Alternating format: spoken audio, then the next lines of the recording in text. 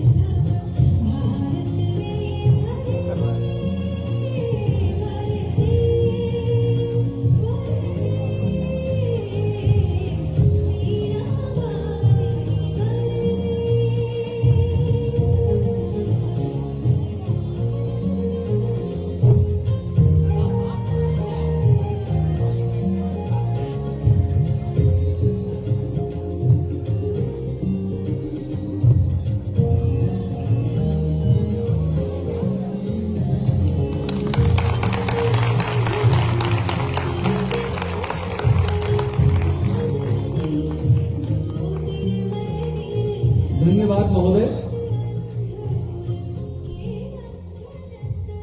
मैं हमारे स्टेज की टीम से निवेदन करूंगा कि वह माननीय अतिथियों का बैजेस से अभिनंदन करेंगे, बैजेस पहनाकर।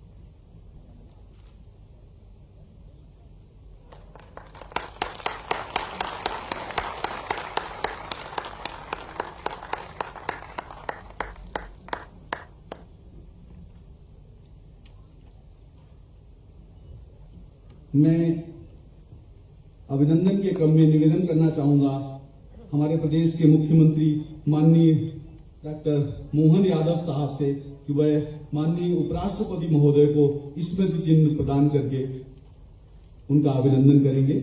साथ ही हमारे उपराष्ट्रपति महोदय की धर्मपत्नी डॉक्टर श्रीमती सुदेश धनखड़ जी को भी स्मृति चिन्ह प्रदान करके उनका अभिनंदन करेंगे।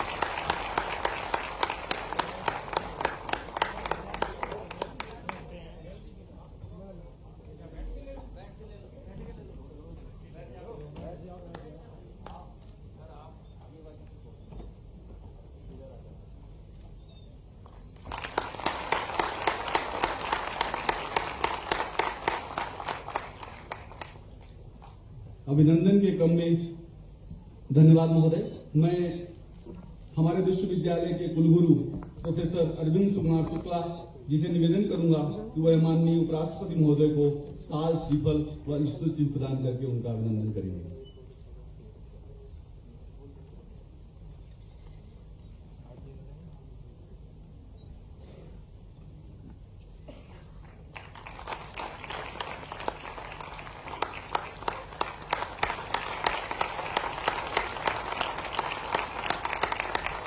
मैं मैडम रागिनी शुक्ला जी से निवेदन करूंगा कि वह हमारे देश की द्वितीय महिला डॉक्टर श्रीमती सुदेश धनखड़ मैडम का अभिनंदन करेंगी, स्मृति चिन्ह प्रदान करके साल और श्रीफल का।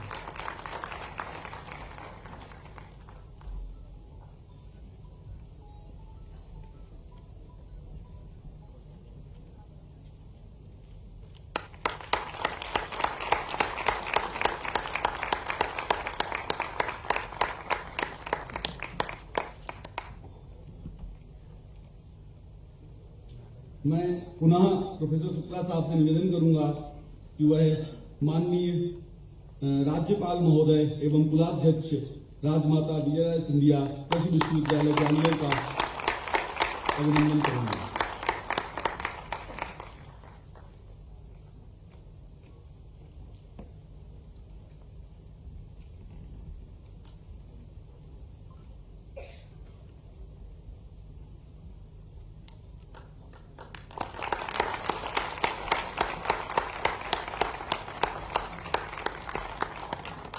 इसी क्रम में शुक्ला साहब से निवेदन है कि वह माननीय मुख्यमंत्री महोदय का अभिनंदन करेंगे।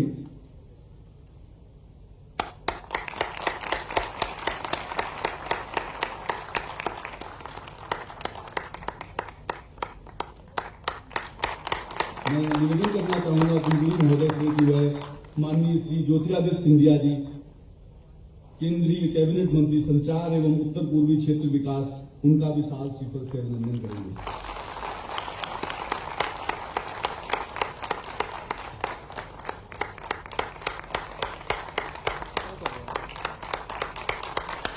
धन्यवाद महोदय। अब मैं कार्यक्रम की अगली कड़ी में प्रोफेसर अरविंद कुमार शुक्ल जी को आमंत्रित करूंगा कि वह स्वागत उद्बोधन प्रस्तुत करें। प्रोफेसर अरविंद कुमार शुक्ल।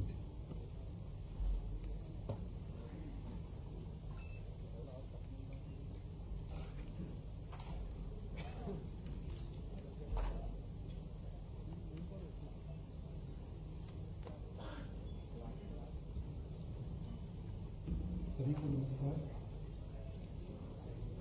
राजमाता विजय राजे सिंधिया कृषि विश्वविद्यालय ग्वालियर के दत्तोपंत ठेंगड़ी सभागार में आयोजित संवाद कार्यक्रम की अध्यक्षता कर रहे भारत के उपराष्ट्रपति माननीय श्री जगदीप धनखड़ जी, परम आदरणीय मैडम श्रीमती सुदेश धनखड़ जी, इस सभा के मुख्य अतिथि प्रदेश के माननीय राज्यपाल श्री मंगू भाई पटेल जी, विशिष्ट अतिथि माननीय मुख्यमंत्री जी मोहन यादव जी, केंद्रीय मंत्री संचार एवं उत्तर पूर्वी क्षेत्र विकास भारत सरकार माननीय श्री ज्योतिरादित्य सिंधिया जी, हमारे सामने बैठे श्री तुलसी सिलावट जी, प्रभारी मंत्री ग्वालियर, हमारे सामने बैठे अन्य गणमान्य व्यक्तिगण,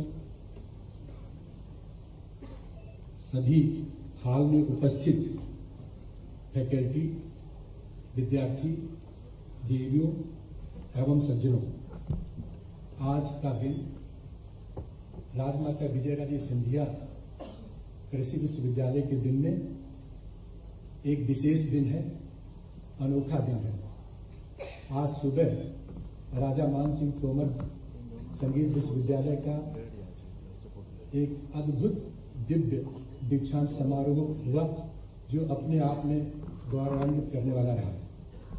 अब इस समय हमारे सामने देश की वो विभूतियां बैठी हैं जिनको हम लोग सिर्फ सपने में सोचते हैं। मैं आप सभी से निवेदन करना चाहूंगा, एक बार खड़े होकर कर्तव्य ध्वनि से हमारे मंच पर बैठे सभी व्यक्तियों का हार्दिक स्वागत करें।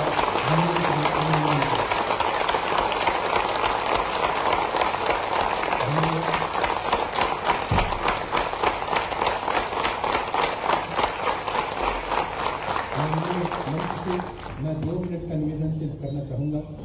ये जो कृषि विश्वविद्यालय है उसके बारे में 2 मिनट में सिर्फ सूची में बताना चाहूंगा। सर, कृषि धान्या कृषि मेधा जंतु नाम जीवनम कृषि। यदि हम इस श्लोक को देखें जो पाराशर जी ने कृषि सिद्धांत लिखते समय लिखा हुआ था, हम लोग उसी सिद्धांत को फॉलो करते हुए इस विश्वविद्यालय में, जिसकी स्थापना सन 2008 में हुई थी, अब 17 वर्ष बीत चुके हैं, जिसमें 4 हमारे कृषि महाविद्यालय और 1 हमारा जो है उद्यानिकी महाविद्यालय शामिल है। इसमें 22 रिसर्च स्टेशन है तथा 22 कृषि विज्ञान केंद्र है। पूरे हमारे कृषि विज्ञान केंद्र और रिसर्च स्टेशन में मिला के करीब 24 हमारी अखिल भारतीय समन्वित परियोजनाएं चल रही हैं, जो हमने माननीय मुख्यमंत्री जी की अगुवाई में एक new education policy Madhya Pradesh में सबसे पहले लागू की गई और हमारे माननीय श्री गवर्नर साहब की गाइडेंस में हम लोगों ने इस विश्वविद्यालय में पूर्णतया लागू कर दी है। दीक्षांत समारोह के साथ साथ हमने इस विश्वविद्यालय में एक दीक्षारंभ कार्यक्रम शुरुआत किया है, जिसमें 15 दिन तक योग, मेडिटेशन, माता पिता के प्रति सम्मान, पारंपरिक धर्म संभावनाएं, इन सभी चीजों को विद्यार्थियों को पढ़ाया जाता है। साथ में विद्यालय के नियम कानूनों को भी पढ़ाया जाता है। भारतीय कृषि अनुसंधान परिषद की 6 दिन कमेटी के अनुसार आधारित रोजगार एवं उद्यमिता आधारित पाठ्यक्रम को पूर्णतया लागू कर दिया गया है। इसके अनुसार हमने 10 नए कौशल विकास कोर्स शुरू किए हैं।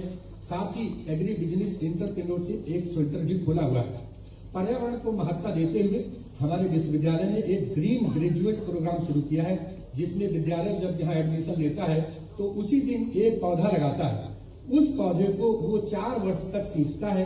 4 वर्ष के बाद उसकी उसी के साथ फोटो खींच के हम लोग ग्रीन ग्रेजुएट डिग्री प्रोग्राम देते हैं। मल्टीपल एंट्री के तहत एकेडमिक बैंक ऑफ क्रेडिट का प्रोग्राम शुरू किया गया है। विद्यार्थियों की नियमित उपस्थिति के लिए रेडियो फ्रीक्वेंसी आइडेंटिफिकेशन का नंबर भी लगाया गया है।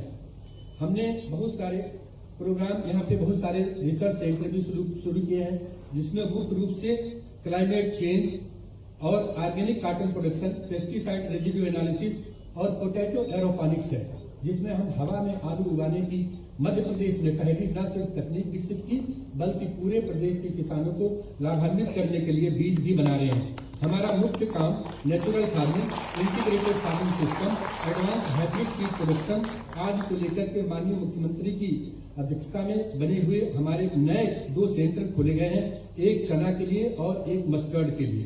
सर, हम लोग नैनो यूरिया पे भी बृहद रूप से काम कर रहे हैं।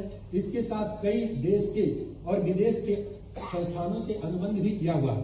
सर, सूक्ष्म में आज समय नहीं है, इसलिए हम इतना ही बताना चाहेंगे, लेकिन मुख्य रूप से हम लोग इस विश्वविद्यालय में पारंपरिक कृषि एवं आधुनिक कृषि का समन्वय स्थापित कर रहे हैं। आप सब इस प्रांगण में आए, मैं आप सबका तहे दिल से शुक्रिया अदा करता हूं, धन्यवाद देता हूं।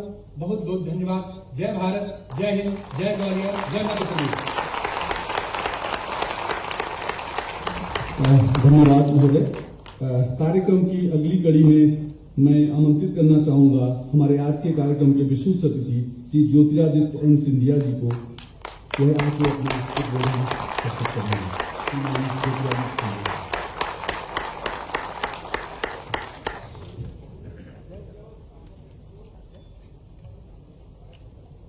आज का क्षण एक ऐतिहासिक क्षण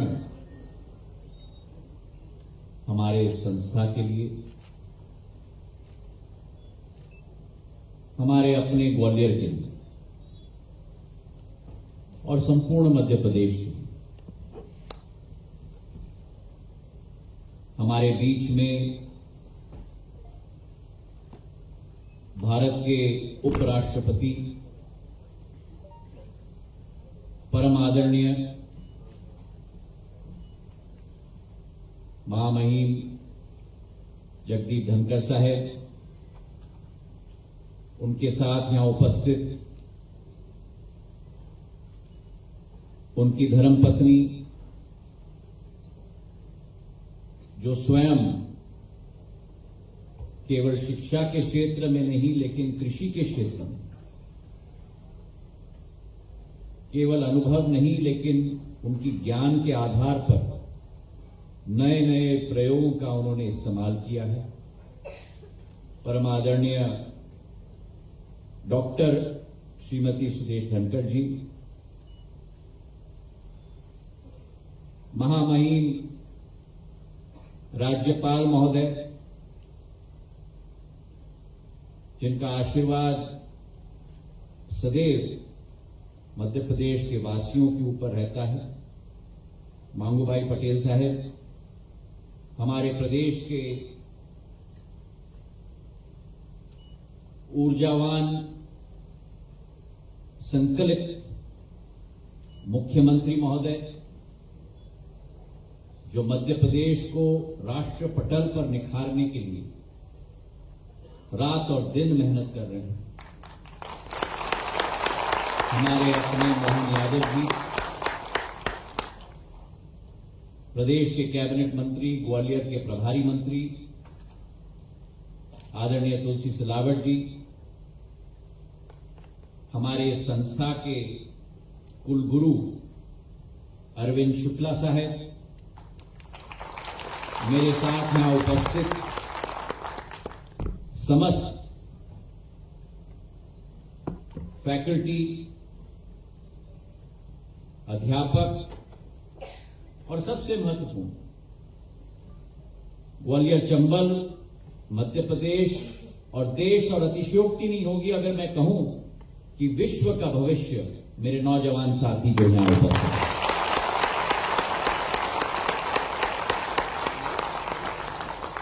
आज ये एक ऐतिहासिक पहल है कि ऋषि गालब की तपस्या की भूमि पर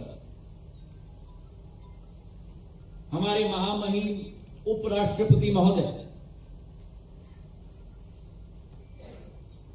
एक साल के अंतरकाल में आज दूसरी बार उनका पदार्पण ग्वालियर की इस ऐतिहासिक भूमि पर हो रही है। मैं तालियों की गड़गड़ाहट से उनका हम स्वागत करता हूं।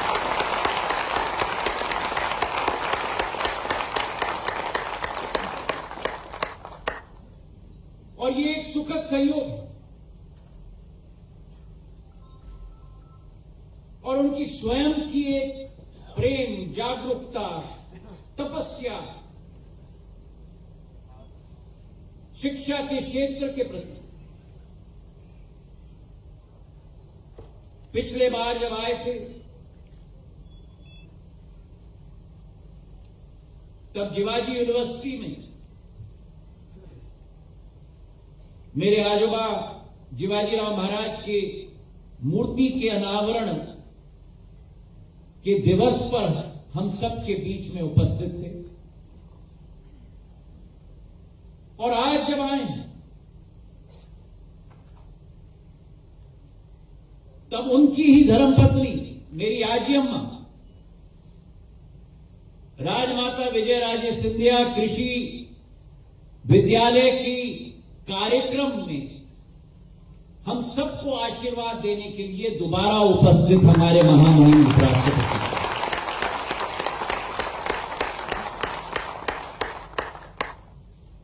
हमारा ग्वालियर एक कला का केंद्र है, एक संस्कृति का केंद्र है। हमारा ग्वालियर एक शौर्य के साथ जुड़ा हुआ केंद्र है। जब जब किसी भी विदेशी आक्रांता ने भारत के विरुद्ध आंखें भी उठाई हो तो ग्वालियर की भूमि का ही सपूत ने सदैव अपना जीवन तक निछावर किया है भारत माता की माटी को अक्षुण्ण रखने के लिए। और यह ग्वालियर कृषि के साथ भी जुड़ा हुआ है। मैं आपको बताना चाहता हूं महामहिम जी, मेरे पूर्वज माधव महाराज ने समूचे ग्वालियर स्टेट में सबसे बड़ी प्राथमिकता किसानों को नहीं, अन्नदाताओं को दी थी। वे अन्नदाता का शब्द इस्तेमाल करते थे किसानों के प्रति। और जितने भी मानदेय बनी ग्वालियर से लेकर श्योपुर, भिंड, मुरैना से लेकर मंदसौर, नीमच, उज्जैन, शाजापुर, धार, इतना कि आपको आश्चर्य होगा कि आज भी एशिया का सबसे बड़ा मिट्टी का बांध आज भी 150 वर्ष बाद अगर विश्व में कहीं है तो वही ग्वालियर में हरसी बांध आज सबसे बड़ा बांध है। और आज उसी सोच विचारधारा को एक तरफ हमारे प्रधानमंत्री, दूसरे तरफ हमारे मुख्यमंत्री वही प्राथमिकता अमृत के लिए, क्योंकि सिंचाई पानी नहीं होता, सिंचाई अमृत होता है। वही प्राथमिकता हमारे प्रधानमंत्री जी और हमारे मुख्यमंत्री जी ने इस अमृत को दी है, जहां एक तरफ केन बेतवा के साथ इस क्षेत्र को जोड़ा है, तो दूसरी तरफ काली सिंध, पार्वती और चंबल के साथ इस क्षेत्र को जोड़ा है, जिसके आधार पर 7.5 लाख हेक्टेयर भूमि सिंचित होगी। ये हमारी सरकार की कटिबद्धता है हमारे अन्नदाताओं के प्रति, मेरे भाइयों और बहनों। और आज के हमारे आशीर्वाद दाता मैं कहूंगा महामहिम जी को, ने ये कार्यक्रम क्यों चुना? क्योंकि वे दिल के साथ कृषि के साथ जुड़े हुए, स्वयं उनका पूर्ण जीवन, उनका पूर्ण इतिहास कृषि के साथ जुड़ा हुआ है। और आज जब हमारे बीच में उपस्थित हैं, आज भी उनकी पूर्व प्रवास की शब्दें मेरे मस्तिष्क में नहीं लेकिन मेरे दिल में अंकित हैं। जब उन्होंने कहा था कि सिंधिया परिवार के 3 पीढ़ियों के साथ उनका एक हृदय का रिश्ता रहा है, मेरी आजी अम्मा के साथ, मेरे पूज्य पिताजी के साथ, और आज उनका बर्धस मैं भी पा पाता हूं, मैं उनका कृतज्ञ हूं। ये संस्था जो मेरी आजी अम्मा के नाम पर रखा गया था मध्य प्रदेश शासन के द्वारा, 2008 में इसका जन्म हुआ। राजमाता विजयराजे सिंधिया कृषि विश्वविद्यालय की जो सोच और विचारधारा थी, मेरी आजी अम्मा ने जो रास्ता बताया, राजपथ को छोड़कर लोकपथ का रास्ता अपनाया, संपूर्ण जीवन महिला सशक्तिकरण के लिए, जमीनी विकास और प्रगति के लिए समर्पित किया। और आज मैं मध्य प्रदेश शासन को अपने दिल के गहराइयों से धन्यवाद दोबारा अर्पित करना चाहता हूं कि उनकी स्मृति को चिरस्थायी बनाने के लिए यह नामांकन किया है। मुझे आज भी उनके शब्द याद आते हैं। उन्होंने कहा था कि वो हाथ जो एक शिशु के पलने को झुला सकता है, वो हाथ विश्व पर भी राज कर सकता है।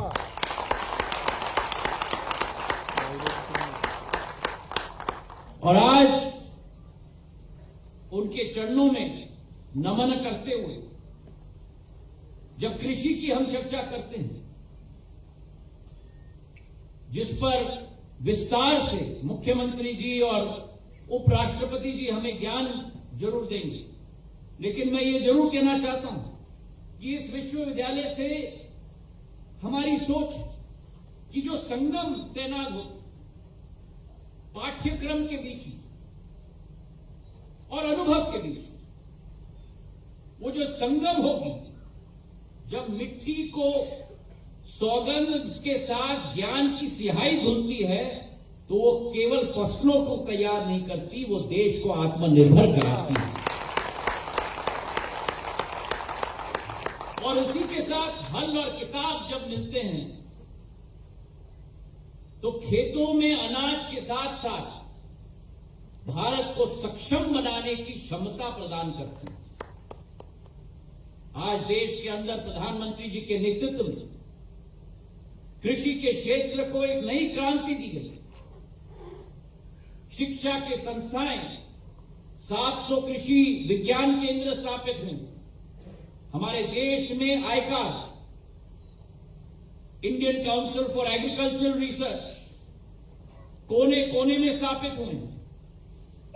हमारी सिंचाई के क्षेत्र में अन्नदाता के हाथों को मजबूत करने के लिए राजमाता विजयराजे सिंधिया कृषि विश्वविद्यालय जैसे अनेक संस्थाएं स्थापित हुई। इस संस्था से अकेले 22 कृषि विज्ञान केंद्र जुड़े हुए हैं। और आज मुझे पूरा विश्वास है कि प्रधानमंत्री जी की सोच और विचारधारा है 2047 तक हमारा ये जो सफर अमृत काल से शताब्दी काल तक चलेगा। इस सफर में भारत को केवल आत्मनिर्भर नहीं बनाना है, लेकिन भारत को विश्व गुरु के रूप में स्थापित करवाना है। और अगर ये हमारा लक्ष्य है तो आज ऐसी संस्थाओं के आधार पर, जहां हाइड्रोपोनिक के आधार पर मिट्टी के बिना टमाटर उगाए जा रहे हैं, एरोपोनिक्स के आधार पर, जैसे अभी कुलगुरु जी ने कहा, आलू के बीज बनाए जा रहे हैं, एआई का इस्तेमाल किया जा रहा है, रोबोटिक्स का इस्तेमाल किया जा रहा है। मैं दिल के गहराइयों से आप सबको बधाई देना चाहता हूं, लेकिन बधाई के साथ साथ ये जरूर निवेदन करना चाहता हूं कि आप में वो क्षमता है इतिहास को बदलने की, आप में वो क्षमता है एक नई क्रांति लाने की। और आपसे निवेदन मैं करना चाहता हूं कि आज का बीज कल का भारत होगा, और वो बीज आज मेरे सामने बैठा हुआ है। दिल के गहराइयों से आपको बहुत बहुत बधाई, धन्यवाद, जय हिंद, जय भारत। धन्यवाद महोदय। कार्यक्रम की अगली कड़ी में मैं अब आमंत्रित करना चाहूंगा हमारे प्रदेश के यशस्वी मुख्यमंत्री डॉक्टर श्री मोहन यादव जी को उनके विशिष्ट अतिथियों को भोजन देंगे।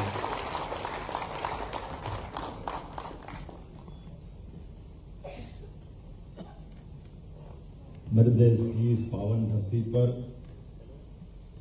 दुनिया के सबसे बड़े लोकतांत्रिक देश यशस्वी महामहिम उपराष्ट्रपति माननीय धनखड़ साहब हमारे बीच मौजूद है। मैं दोनों हाथ जोड़ के आपको प्रणाम भी करता हूं और आपका भी अभिनंदन करता हूं।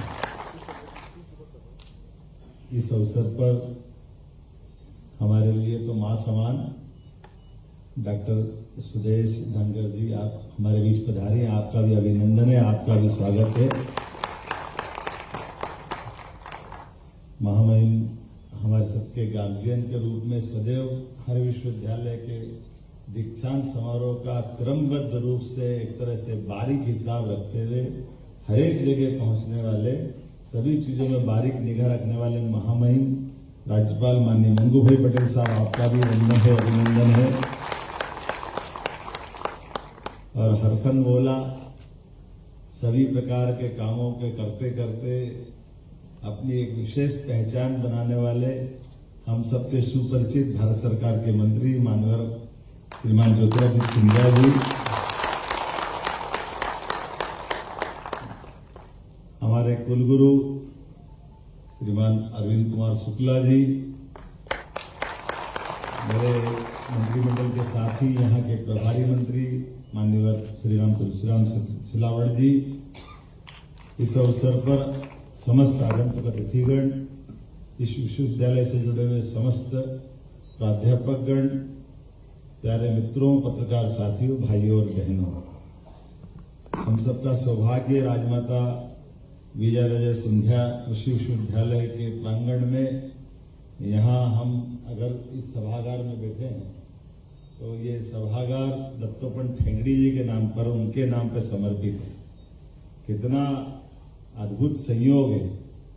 एक तरफ विजयराजा सिंधिया जी राजमाता साहब का वो चित्र जो मां स्वरूपा होकर के सबको समेटते हुए उनका पूरा जीवन जो जो उनके संपर्क में आया, कभी उनकी छवि भूल नहीं सकता है।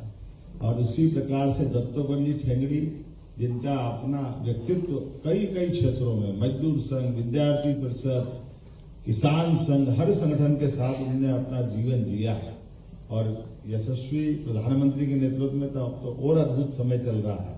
हम सब जानते, जब से हमारी सरकार बनी महामहिम, तब से हमने बहुत सारे क्षेत्रों में काम किया, लेकिन मुझे इस बात की प्रसन्नता, सबसे बड़ा क्षेत्र अगर कोई लिया तो कृषि क्षेत्र हमने हाथ में लिया, जिसमें हम काम कर रहे हैं कृषि क्षेत्र।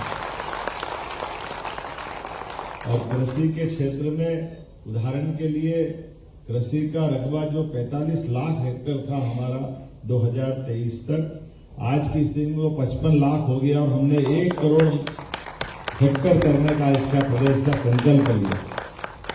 1 करोड़ लाख हेक्टेयर इसका मतलब है कि हमारे पास आज की स्थिति में जितना बड़ा स्कोप है, उदाहरण के लिए आज हम अपने रकबे की सिंचाई की बात करें तो नदियों के माध्यम से, नर्मदा वैली के माध्यम से हमारे सारे डैम तो पूरे हुए हैं, लेकिन अभी विश्व के पहले नदी जोड़ो अभियान यशस्वी प्रधानमंत्री की मौजूदगी में, जिनका माननीय सिंधिया जी ने भी उल्लेख किया, केन बेतवा नदी जोड़ो अभियान का भी हमने 20 साल पुराना झगड़ा समाप्त करते हुए उसका भी भूमि पूजन किया है। हमारे लिए सौभाग्य की बात, ये हमारा यहाँ से लगाकर बुंदेलखंड तक का इलाका, और दूसरा ये चंबल का जुड़ा हुआ इलाका जो मालवा तक जाएगा, पार्वती कालीसिंध चंबल योजना राजस्थान से सालों से झगड़ा चल रहा था।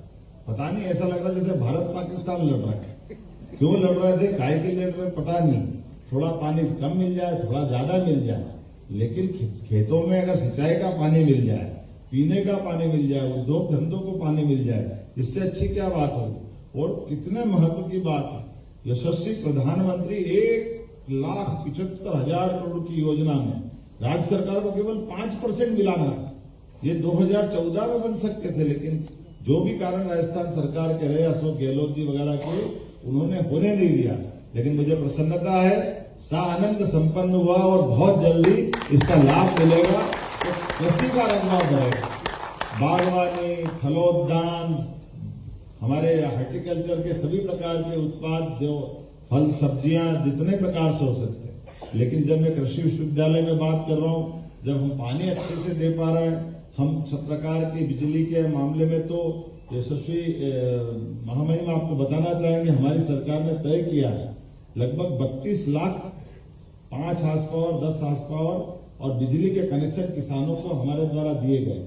लेकिन अभी अब वर्तमान में जैसे 5 हार्स पावर का कनेक्शन 60,000 का पड़ता है, 60,000 के कनेक्शन में हमारे द्वारा 7,500 रुपया लेकर के किसान से 7,500 और 52,500 की सब्सिडी प्रति पंप पे हम देते हैं।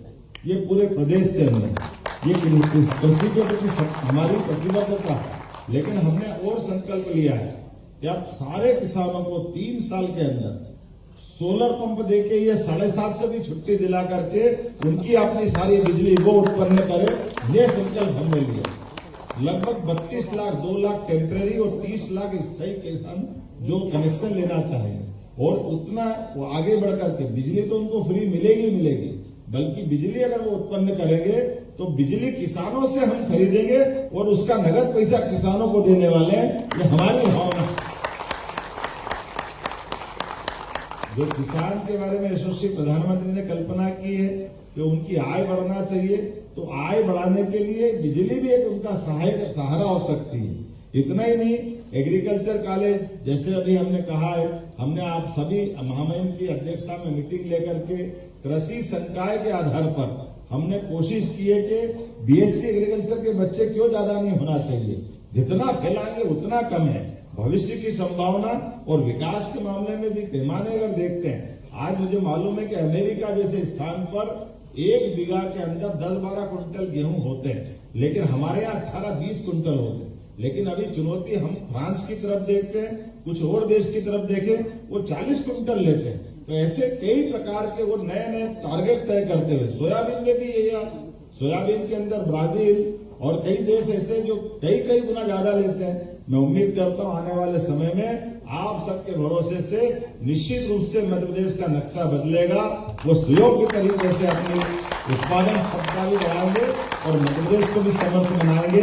आज के इस अवसर पर मैं पुनः माननीय महामहिम का अभिनंदन करता हूं, स्वागत करता हूं और उम्मीद करता हूं कि जब आप अगली बार आएंगे, हमने गौशाला के लिए भी महामहिम बहुत बड़ा काम चालू किया, जोरदार अभिनंदन करें। राज्य के अंदर हमने 4 तरह से इसका बदलाव किया है। पहले नगर निगम बड़ी खिड़क बनाती थी, कोई आवारा, लावारिस, अपाहिज गौ माता मिलती थी तो उनको खिड़क में बंद करके उन पे जुर्माना के आधार पर उनको बंद रखते थे। हमने ये कहा कि ये नहीं चलेगा, लावारिस गौमाता, अपाहिज गौमाता या कोई भी है तो हमारी गौमाता, तो हमने कहा सरकार उसका खर्चा वहन करेगी और 10-10 हजार की गौशालाएं सभी महानगर बनाएंगे, सरकार पैसा उनका देने वाली है, सरकार उस व्यवस्था को बनाएगी। और इतना ही नहीं, जिनके घर गाय वो गोपाल, जिनके घर गाय का कुल वो घर घर गोकुल।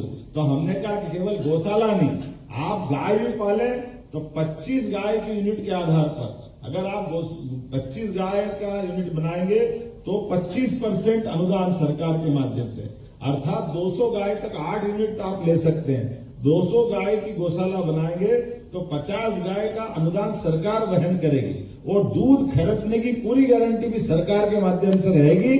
हमारे इस माध्यम से प्रदेश के अंदर अभी जो देश के अंदर दूध का उत्पादन हमारे राज्य में 9% होता है, इस 9% को बढ़ाकर हम 20% तक ले जाने वाले हैं 5 साल के अंदर 20%। इसी प्रकार से और भी बड़ी गौशाला कोई 5,000 से 10,000 की खोलना चाहता है तो उसको भी 30% का अनुदान सरकार के द्वारा हम देने वाले हैं। जमीन भी निःशुल्क, जैसे उद्योगों को जमीन देते हैं उसी प्रकार से हमारी गौशालाओं के लिए भी सरकार के माध्यम से जमीन देंगे।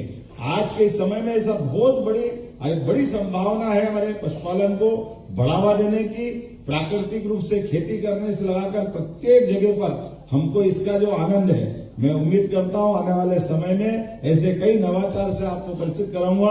लेकिन आज तो आपका अभिनंदन है, आपने संक्षिप्त समय में भी लेकिन कृषि के प्रति जो आपने हमको आशीर्वाद दिया है, ये जो आपका रुचि का विषय है, मैं आपका वंदन करता हूं, अभिनंदन करता हूं और आपसे उम्मीद करता हूं बार बार आपका आशीर्वाद हमको ऐसे अच्छे कामों में मिलता रहे।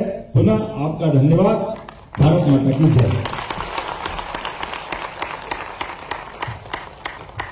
आपका बहुत बहुत धन्यवाद महोदय इस मोटिवेशनल स्पीच के लिए। कार्यक्रम के अगले चरण में हम सभी स्वागत करेंगे हमारे विश्वविद्यालय के संरक्षक व कुलाध्यक्ष श्री मंगूभाई पटेल जी, माननीय राज्यपाल मध्य प्रदेश शासन। उनके मुख्य अतिथि उद्बोधन में माननीय महोदय। सभी को नमस्कार। राजमाता विजया राजे सिंधिया कृषि विश्वविद्यालय ग्वालियर में छात्र, शिक्षकों एवं वैज्ञानिकों के साथ संवाद कार्यक्रम में अपने बीच उपस्थित माननीय भारत सरकार के माननीय महामहिम उपराष्ट्रपति महोदय माननीय श्री जगदीश भाई धनखड़ जी, डॉक्टर श्रीमती सुदेश धनखड़ जी, यशस्वी मुख्यमंत्री भाई श्री मोहन यादव जी, केंद्रीय संचार मंत्री ज्योतिरादित्य जी, कुलगुरु राजमाता विजया राजे सिंधिया अरविंद शुक्ला जी, माननीय कैबिनेट मंत्री श्री तुलसी सिलावत जी, उपस्थित शिक्षक गण, वैज्ञानिक गण एवं महानुभाव, प्यारे बच्चों, मीडिया के मित्रों, माननीय महामहिम उपराष्ट्रपति महोदय UNESCO city of music Gwalior पधारने पर प्रदेश वासियों की तरफ से मैं आपका हार्दिक अभिनंदन और स्वागत करता हूं। महामहिम उपराष्ट्रपति जी, आप जैसे विद्वान के साथ संकाय और छात्रों का परस्पर संवाद का अवसर मिलना गौरव और गौरव का विषय है। इस विश्वविद्यालय के छवि को नए आयाम मिलेगा। हम सभी जानते हैं कि मानव सभ्यता के उद्भव और विकास के कृषि की महत्वपूर्ण भूमिका रही है। हमारे देश की लगभग 65% अधिक आबादी के लिए कृषि आज भी आजीविका की जीवन रेखा बनी हुई है। इस संबंध में हमारे यशस्वी दूरदर्शी प्रधानमंत्री श्री नरेंद्र मोदी जी का विजन कि हमें ऐसा विकसित भारत बनाना है जहां किसान समृद्ध और सशक्त हो, उन्होंने इस बात पर जोर दिया है कि हमारा प्रयास यह सुनिश्चित करना होगा चाहिए कि कोई भी किसान पीछे नहीं छूटे और हर किसान को आगे बढ़ाया जाए। इसके लिए देश के कृषि विकास और परिवर्तन के केंद्र बिंदु विश्वविद्यालय को अध्ययन और अनुसंधान के मौजूदा परपाटियों के विश्व स्तरीय बनाया जाए।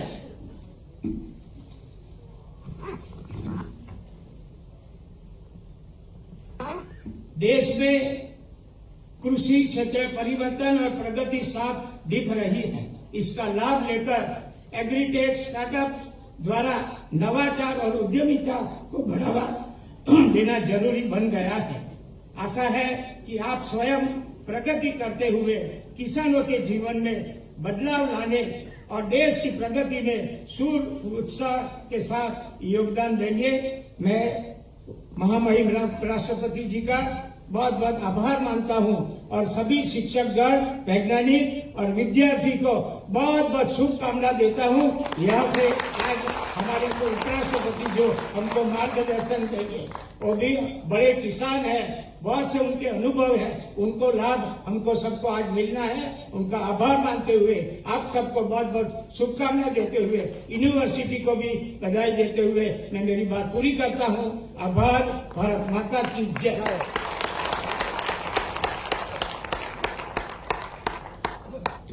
आपका बहुत बहुत आभार माननीय महोदय। अब वह बहुप्रतीक्षित क्षण आ गया है जिसमें हम हमारे प्रेरणापुंज आज के कार्यक्रम के केंद्र बिंदु माननीय उपराष्ट्रपति महोदय से आशीर्वचन लेंगे। मैं उनको निवेदन करना चाहूंगा कि वह मंच पर आएं और हम सबको आशीर्वचन दें। माननीय उपराष्ट्रपति।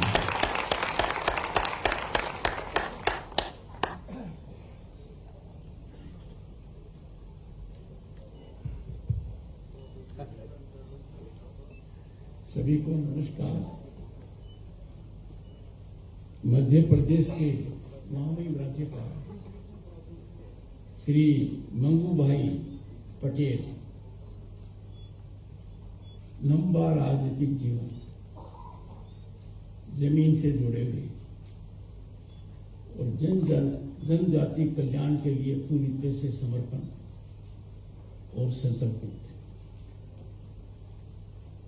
आपके यहां से मुख्यमंत्री डॉक्टर मोहन यादव जी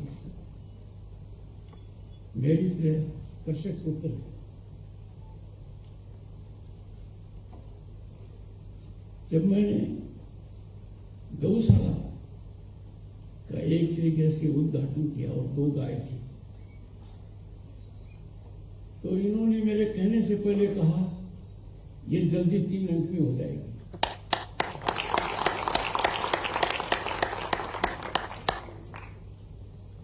और मोहन यादव जी जानते हैं मुझे भूलने की आदत नहीं है, मैं मानकर चलता हूं इसी वर्ष ये संपन्न हो जाएगा।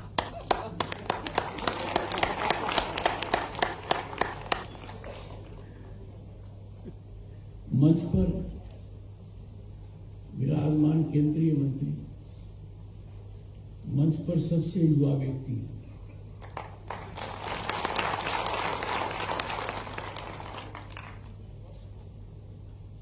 उम्र में कम है और मेरा रिश्ता जो 3 पीढ़ी का आपने बताया, इनसे उसी मापदंड पर है, आप उसे दूर मत हटिए।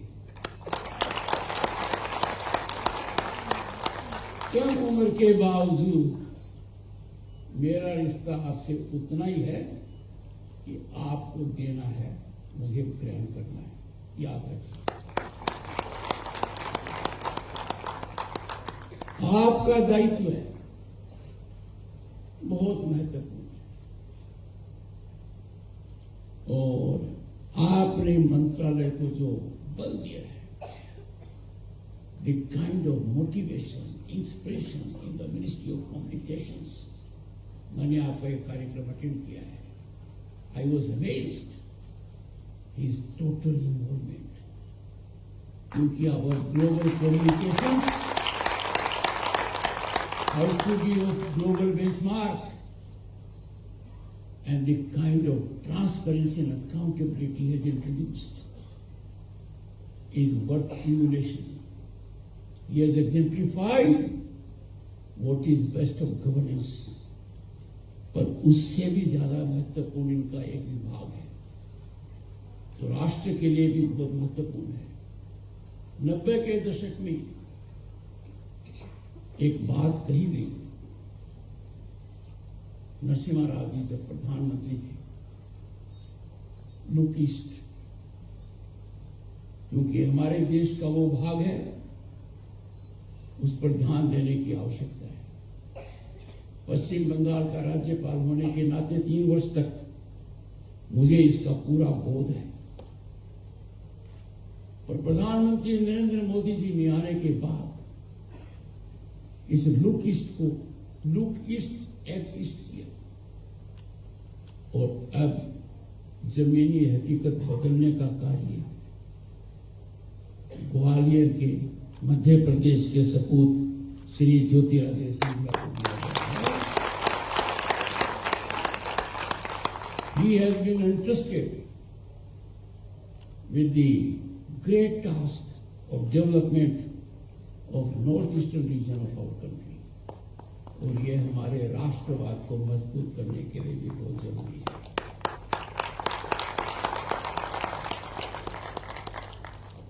कभी भी प्रभारी मंत्री को नजरअंदाज मत करो, बड़ी पीड़ा हो सकती है। और इसीलिए सिंधिया जी और मुख्यमंत्री जी ने दोनों ने इनकी ओर ध्यान आकर्षित किया। तुलसीराम सिलावट जी,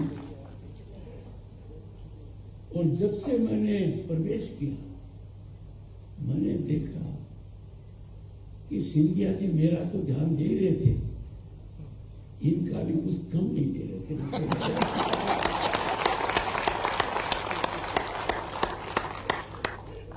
श्री अरविंद कुमार शुक्ला जी कुलगुरु, मैं कुलगुरु वाइस चांसलर कहूंगा, ताकि वाइस तो कॉमन रहे।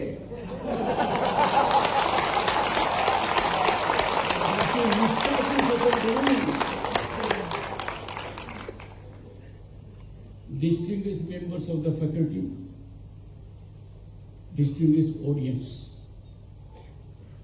and most importantly, dear students, मैं बड़े मन से आज आपसे बात करने आया, पर सबसे पहले क्या संयोग है, देखिए इस विश्वविद्यालय का नाम राजमाता विजयराजे सिंधिया से जुड़ा हुआ है। 6 बार लोकसभा की सदस्य रही, for 6 times and 2 times member of Rajya Sabha. पर एक कालखंड आया that is ever etched in my memory. She was elected to Lok Sabha also in 1989, when I was also elected to Lok Sabha, और मुझे उनके संपर्क में आने का मौका मिला, उनका आशीर्वाद मिला।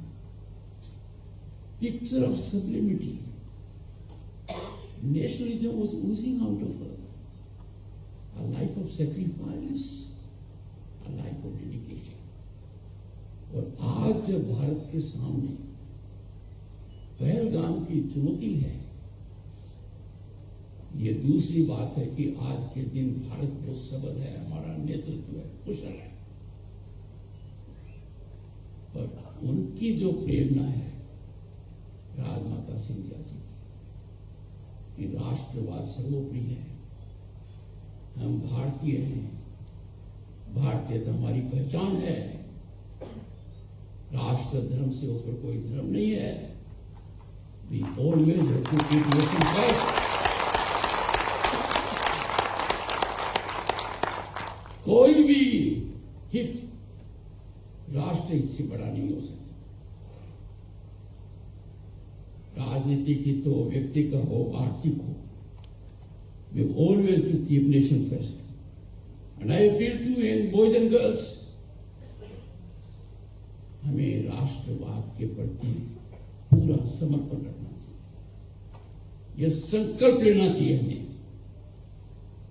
तो ये नाम इस विश्वविद्यालय का आपको सदा प्रेरणा का स्रोत देगा। देखिए किस सभागार में और क्या सहयोग है। माननीय मुख्यमंत्री जी ने संकेत दिया, इन्होंने तो ये कहा, दत्तोपंत ठेंगड़ी जी ने कई संस्थाओं का निर्माण किया। मुख्यमंत्री जी को सब याद है, पर मुझे तो एक बात मेरे पेशे की वजह से याद है। अधिवक्ता परिषद,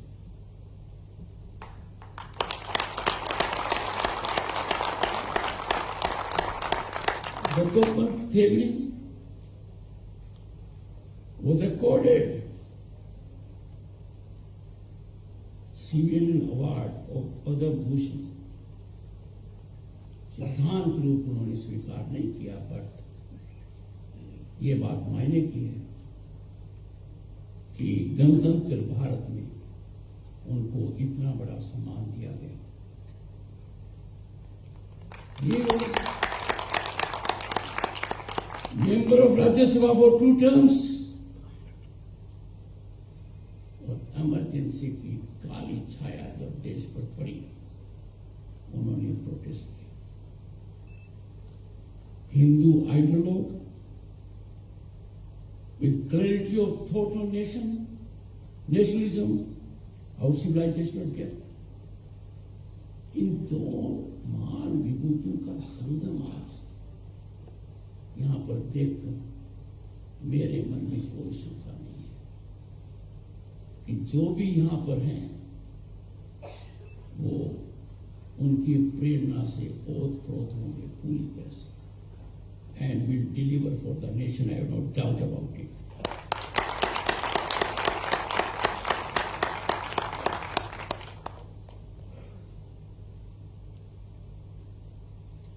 किसान की जब बात आती है, किसान अन्नदाता है, किसान भाग्य विधाता है। हर कालखंड में देश पर जब भी संकट आया है, हमने किसान को याद किया। पंडित लाल बहादुर शास्त्री देश के प्रधानमंत्री थे और देश पर संकट आया, अन्न का भी संकट आया, तो उन्होंने एक नारा दिया, जय जवान जय किसान। और सही नारा दिया, किसान और जवान देश के लिए सदैव मर मिटने को तैयार रहते हैं। जब मुझे ये कहा गया प्रधानमंत्री जी के द्वारा कि उपराष्ट्रपति कृषक पुत्र हैं, तो मेरी धर्मपत्नी ने कहा, आप कृषक नहीं कृषक पुत्र हो, और कृषक को हमेशा ध्यान में रखना, किसान की समस्याओं से कभी दूर मत रहना। हमें याद करना चाहिए लाल बहादुर शास्त्री जी को। जय जवान जय किसान।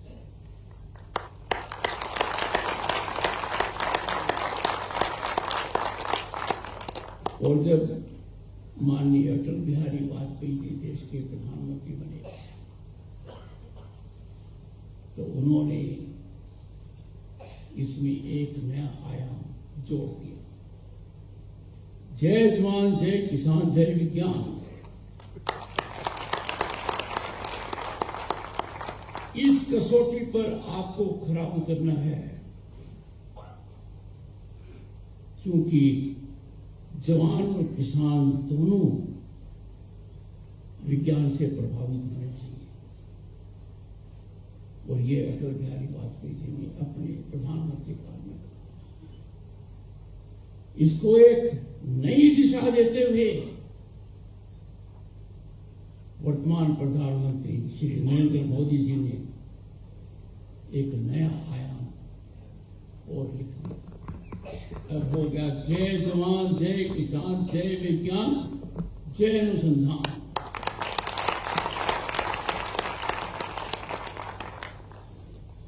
अब विज्ञान और अनुसंधान का केंद्र बिंदु आप हो। You have to catalyze the big change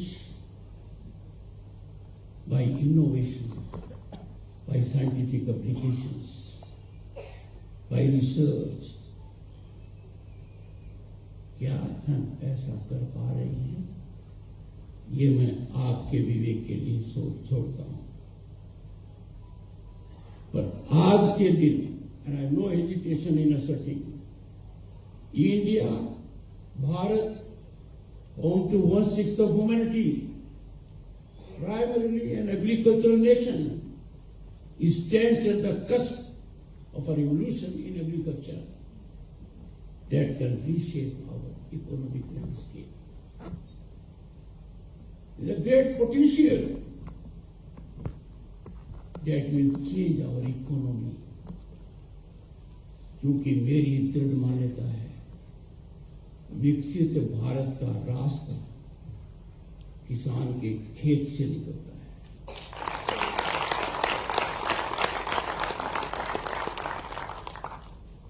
मैं जानता हूं कि कई बार मन की बात को मन में रखना पड़ता है।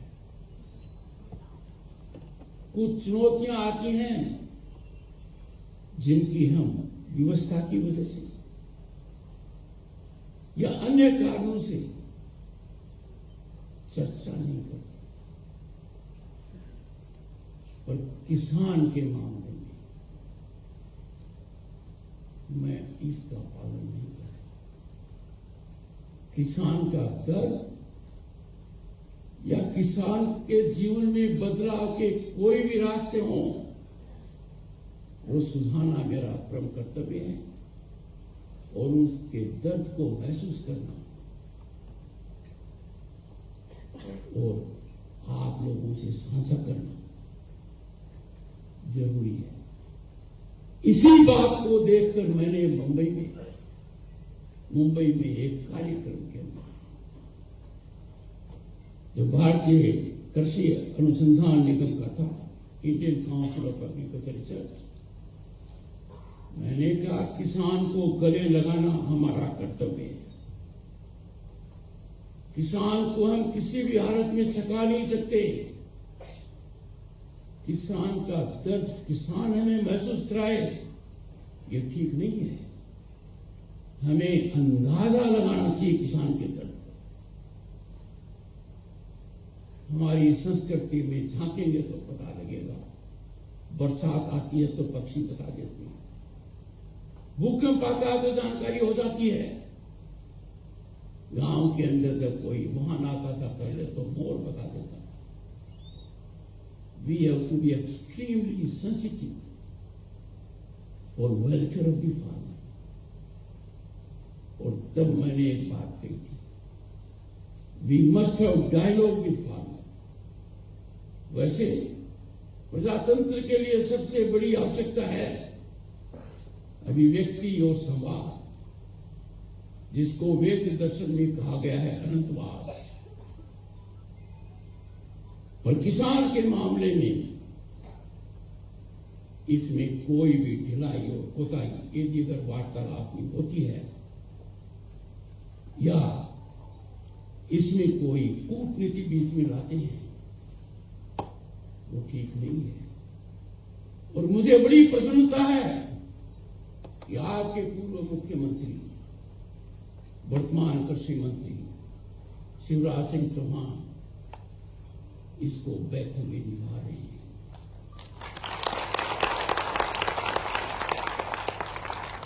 उन्होंने किसान की पीड़ा को भांप लिया है और संवाद जारी कर दिया है। मेरे मन में अब कोई शंका नहीं है कि किसान से वार्ता होगी और किसान समझेगा कि भारत सरकार की कितनी अच्छी सकारात्मक नीतियां हैं। जो पहले कभी नहीं हुआ वो किसान के लिए भारत सरकार कर रही है। उसकी जानकारी होना जरूरी है। जब यह कहा गया आपके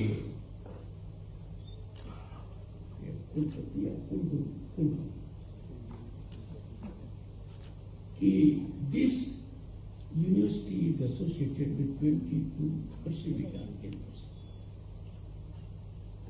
देश में आज के दिन 730 से ज्यादा कृषि विज्ञान केंद्र हैं और Indian council of agriculture research की संस्थाएं 150 से ज्यादा है। आप जैसी संस्थाओं का दायित्व है कि आप जीवन संपर्क उनसे करें। बड़े बदलाव के केंद्र होंगे। एक ही अगर किसान का जीवन बदलेगा तो किसान का जीवन तभी बदलेगा जब किसान खुशहाल होगा। किसान परिवार के बच्चे बच्चियां कृषि को लेकर नए काम करें। आज के दिन देश का सबसे बड़ा व्यापार कृषि उत्पादन का व्यापार है। Look at the enormous scale of marketing of agriculture produce. मंडियां हैं, आड़ती हैं। In fiscal terms, it is astronomical. पर क्या किसान इसमें भागीदार है? नहीं। किसान सिर्फ प्रोड्यूसर रह गया है। हमें इस मानसिकता को बदलना है। किसान प्रोड्यूस करता है और उसी समय बेच देता है। ये विवेकपूर्ण निर्णय नहीं है। I appeal to you, please convert farmer from producer to agripreneur, agriculture entrepreneur, इसको मैं एग्रीप्रेन्योर्स कहता हूं।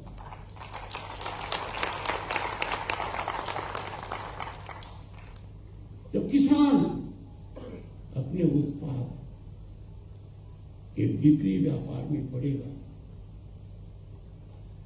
उसके हिस्से में भी वो अंश आएगा। दूसरी बात, कृषि उत्पाद उद्योग का आधार है और किसान उससे कोसों दूर है। Why farmer should not add value to the product? ये सोचने का विषय है।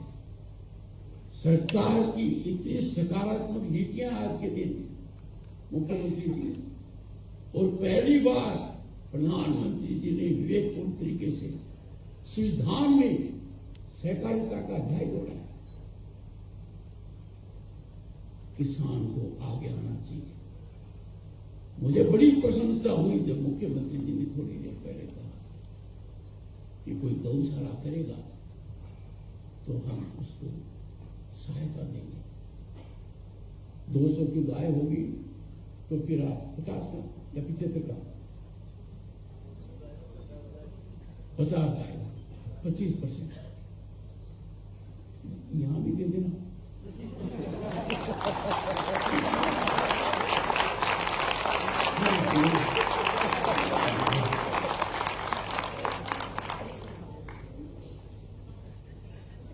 और क्या है कि सरकार किसान को कैसे दिलाए? प्रधानमंत्री किसान सम्मान निधि शुरू किया गया था, 5 साल से ज्यादा हो गया। 6,000 रुपये साल में 3 बार 2,000 की किस्त। दुनिया एक बात से चिंतित है कि देश का किसान इतना सक्षम हो गया कि वो 3 किस्तें सीधी अपनी बैंक में रिसीव करता है। यह तकनीकी क्रांति का अद्भुत नमूना है कि 10 करोड़ किसान भारत में आर सो टेक्नोलॉजिकली एनेबल्ड कि वो सीधा पैसा अपने अकाउंट में रिसीव करते हैं।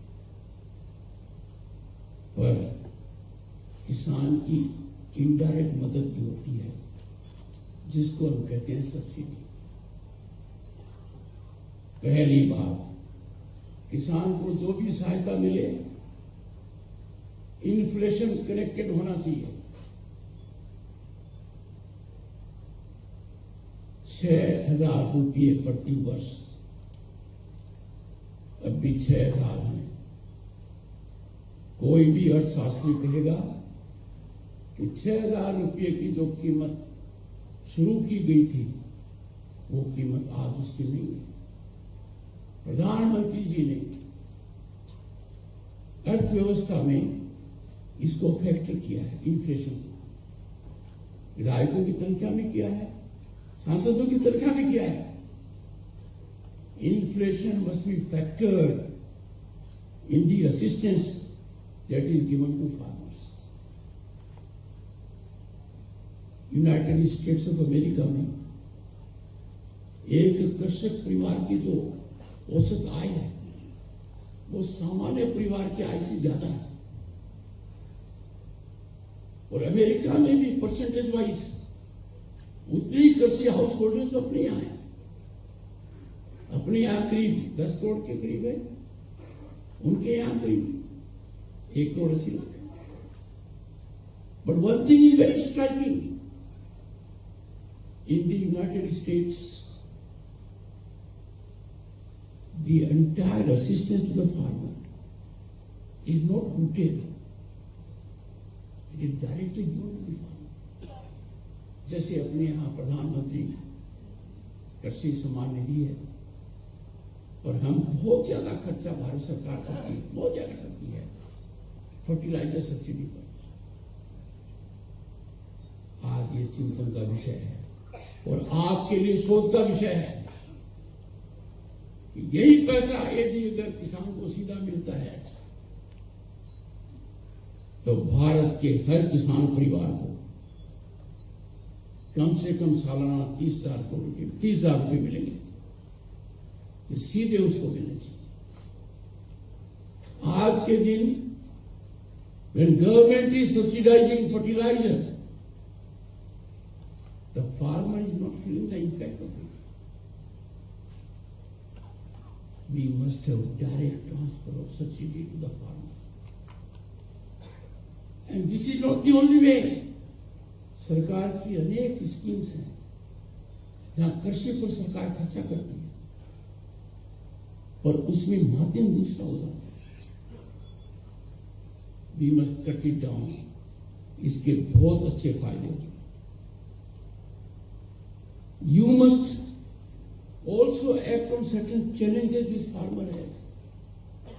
और एक बड़ा चैलेंज है पेरिशेबल एग्रीकल्चर प्रोड्यूस।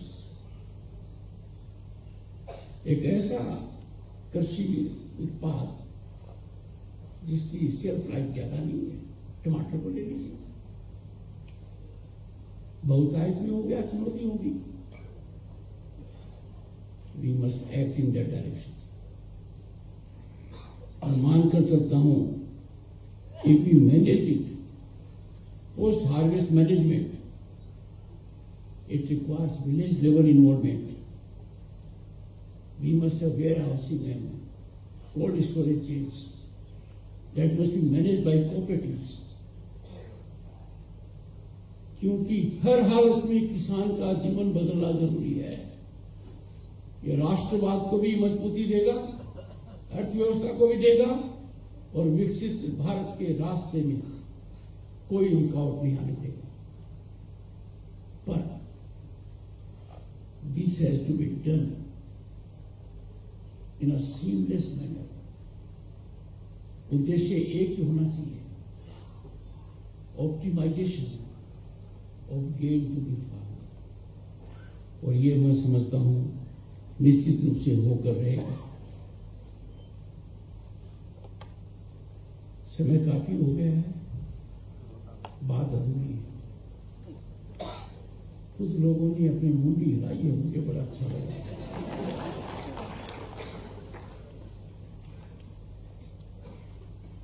माननीय मुख्यमंत्री जी और सिंधिया जी यहां के कुछ छात्र छात्राओं को मैं निमंत्रण देता हूं कि वो दिल्ली में आकर नई संसद को देखें। मेरे नाम के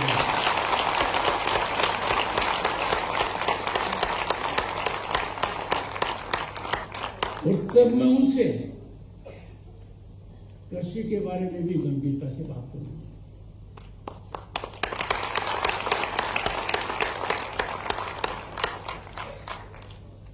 आप ये देखिए, कृषि के अंदर टेक्नोलॉजी का लाना, it has to be grounded.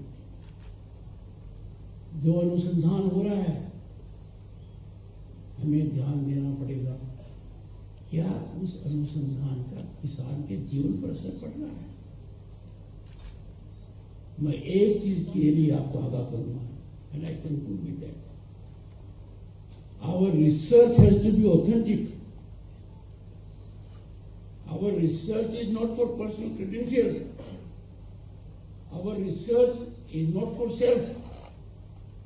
Our research is not to be on the shelf. Our research must have impact on the farmer. देश, दिल्ली वाले जानते हैं, आज भी जब परेली जलती है, वायु दूषित होती है। We should have found solution to it much earlier. Let us find solution to it. तो मेरा आप सबसे एक ही आग्रह होगा, boys and girls, you have to be messengers of change. You have to catalyze the change.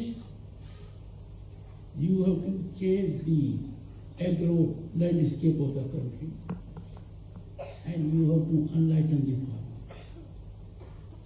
और मैं मानकर चलता हूं कि यह संस्थान 22 कृषि विज्ञान केंद्र से इतना जीवंत लगाव रखेगा कि ये हर दिन पता होना चाहिए कि वहां कितने किसान आते हैं, क्या जानकारी लेकर जाते हैं, कितना लाभ लेते हैं।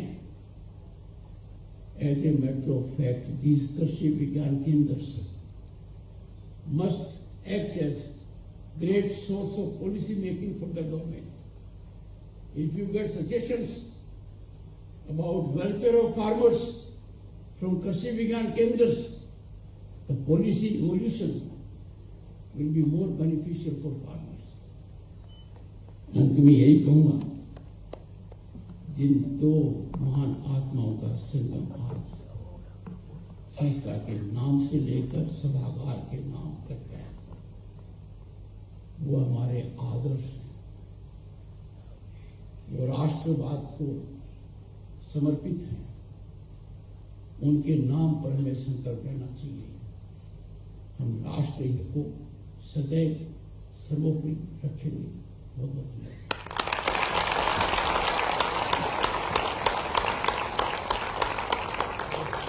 आपका बहुत बहुत आभार माननीय महोदय, इस प्रेरणादायी उद्बोधन में। अब सभी लोग राष्ट्रगान के लिए खड़े होंगे।